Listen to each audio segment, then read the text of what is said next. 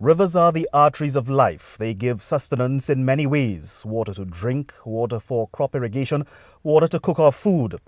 Trinidad and Tobago is blessed with several lush watersheds that encompass these rivers. Unfortunately, the influence of man on the environment is dramatically affecting our watercourses. At the launch of the Adopt a River program, a groundbreaking initiative conceived by the Water and Sewerage Authority, Chairman of the WASA Board of Commissioners, Indar Maharaj, emphasized the link between a healthy environment and the utility's mandate to provide a safe, reliable supply of potable water to the public. Given our varied sources for water, a healthy environment is critical to preserve these sources, whether in the ground, surface runoff, or the sea. The Adopt a River initiative is grounded in our desire to protect our resources, as without the raw material we would have no final product to supply to the population, the vital commodity of water. Unfortunately, human activity at times negatively impacts the ability of WASA to meet its mandate of providing water to the population. In October 2012, operations at the Caroni Water Treatment Plant, which produces 75 million gallons per day, or 35% of the water produced by the authority, had to be suspended due to a contamination of an oil-like substance dumped upstream of the facility. As a result of this, 45 communities across Trinidad were left without a water supply.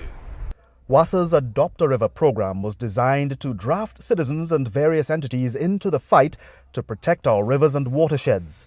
Community groups and corporate bodies can choose a river, identify problems specific to that watercourse, and then develop projects such as reforestation and rehabilitation, water monitoring or cleanup drives to address those problems.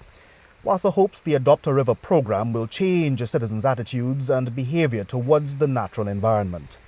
The Water and Sewerage Authority is pleased to host the Adopt a River program and looks forward to collaboration among all stakeholders in revolutionizing the way citizens interact with water and the natural environments in the hope of combating river and watershed degradation.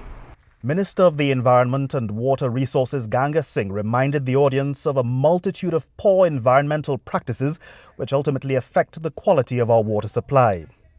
Poor practices such as dumping of garbage in rivers, overuse of pesticides in agriculture, removal of vegetative cover for infrastructural development, indiscriminate burning of our hillsides, all impact on the environment and ultimately the water quantity and quality on our 75 major rivers and streams. In addition to these anthropogenic activities, which is human activities, there are also natural threats to the environment, with climate change and global warming being the most profound.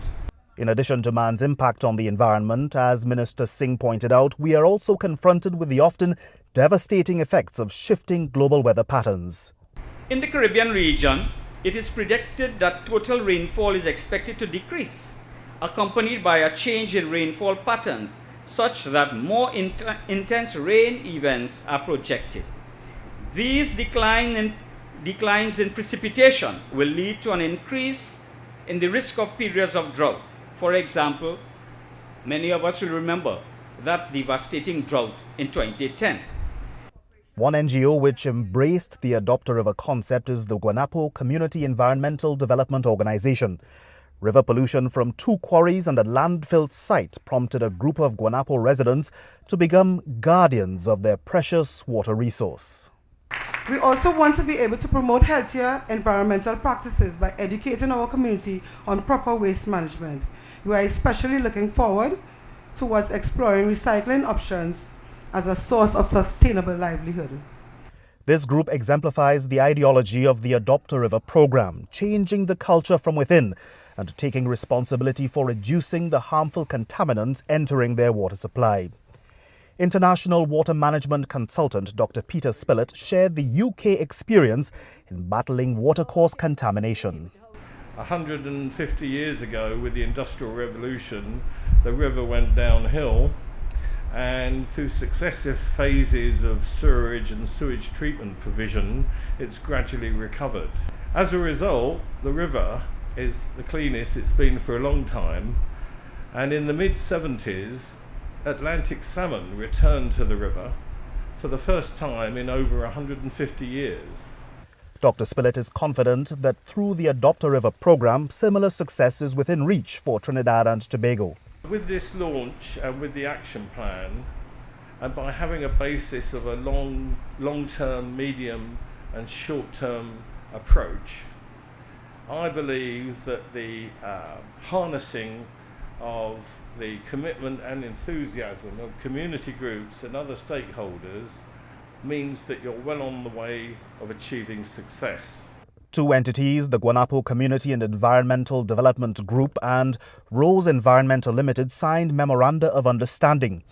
Phoenix Park Gas Processor Limited and Caribbean Youth Environment Network signed letters of intent. These documents register more water warriors in WASA's community-based campaign to keep our rivers pristine. The Adopt a River program is certainly another important step towards securing the sustainability of this most precious resource for generations to come. Learn more about WASA's Adopt a River program by visiting www.adoptorivertt.com and help save a river in your neighborhood.